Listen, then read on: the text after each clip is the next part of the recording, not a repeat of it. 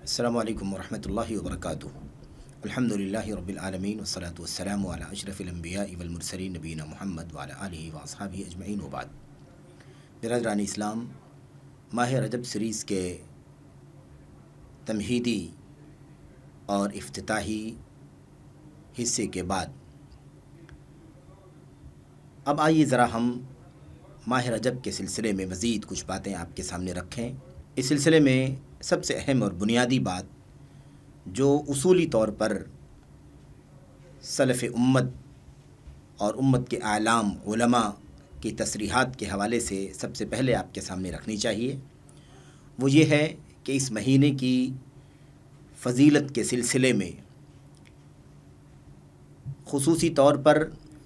کوئی روزہ اس میں رکھا جائے، کوئی نماز اس میں پڑھی جائے،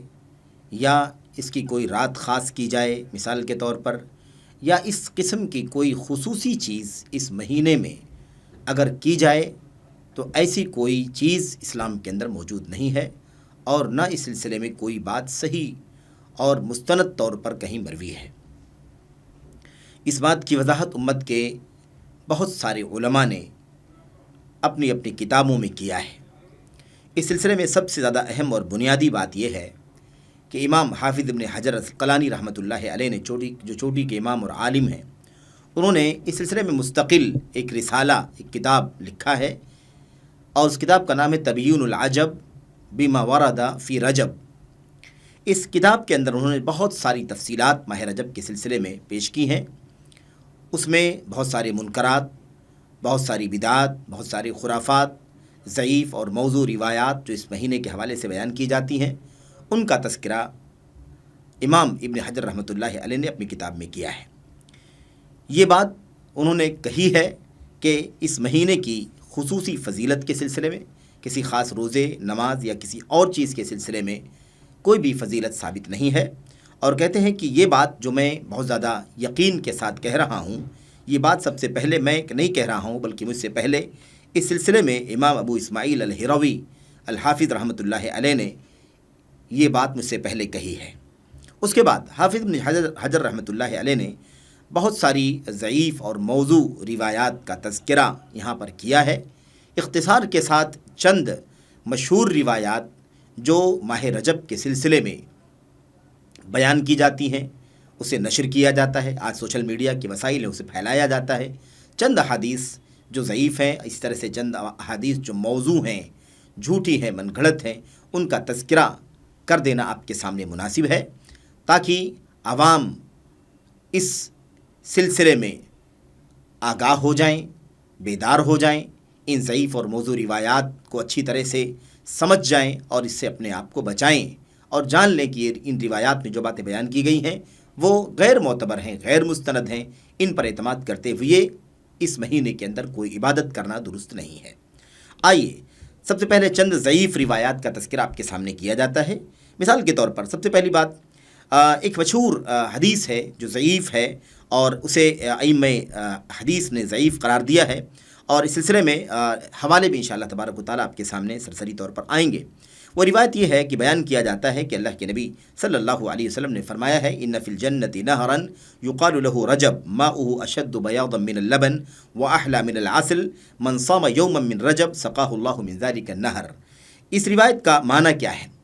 اس روایت کا معنی یہ ہے کہ جنت کے اندر ایک نہر ہے اور اسے رجب کہا جاتا ہے، یعنی جنت کے اندر ایک رجب نام کی نہر ہے، ماؤه اشد بیاضا من اللبن، اس کا پانی دودھ سے بھی زیادہ سفید ہے اور شہد سے بھی زیادہ میٹھا شیریں ہے۔ اس لیے جو شخص ماہ رجب میں ایک دن کا روزہ رکھے گا، یعنی ماہ رجب میں جو شخص ایک روزہ رکھ لے گا، اللہ تبارک و تعالیٰ اسے اس نہر کے پانی سے سیراب فرمائے گا، اس نہر کا پانی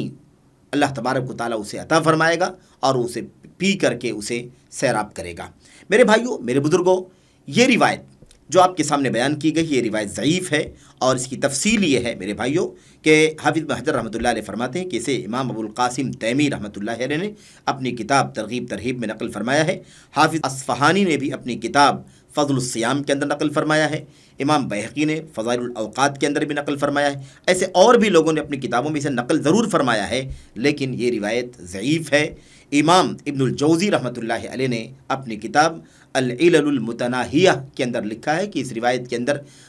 بہت سارے راوی مجہول ہیں، فیہ مجاہیل، اس میں کئی ایک راوی مجہول ہیں،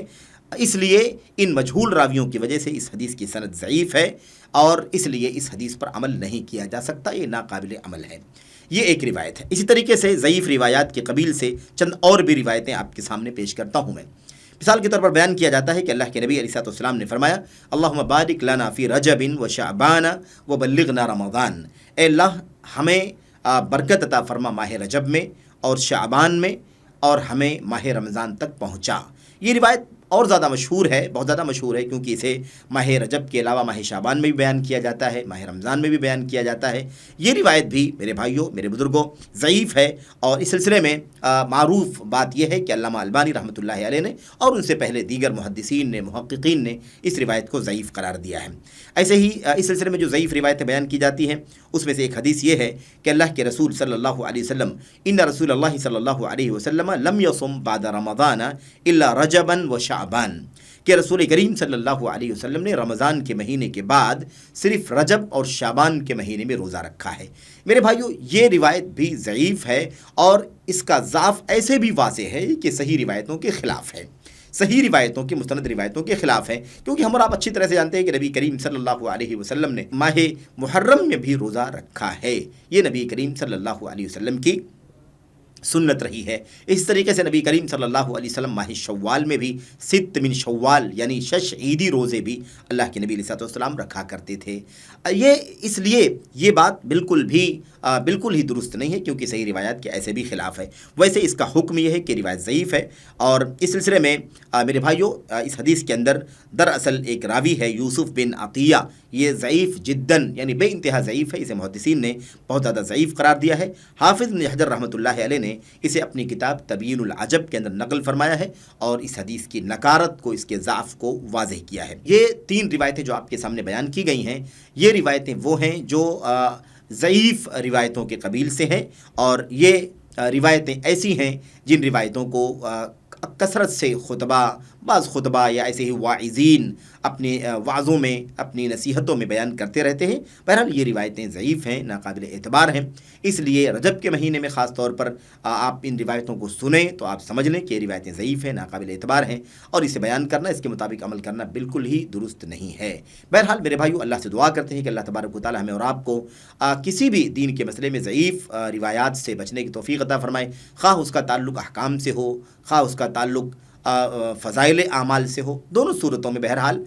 ہمارے لیے ضعیف اور موضوع روایات پر عمل کرنا درست نہیں ہے۔ یہاں ضعیف کی بات ہو رہی ہے، ضعیف پر عمل کرنا ہمارے لیے درست نہیں ہے۔ بقیہ موضوع روایتوں کا تذکرہ بھی اگلے حلقوں میں آپ کے سامنے آئے گا۔ دعا ہے کہ اللہ تبارک و تعالی ہمیں حقیقت کو جاننے کی توفیق عطا فرمائے، علم کی روشنی میں اللہ کے دین پر عمل کرنے کی توفیق بخشے، آمین رب العالمین۔ وصلی اللہ وسلم وبارک علی نبینا محمد۔ السلام علیکم ورحمۃ اللہ وبرکاتہ۔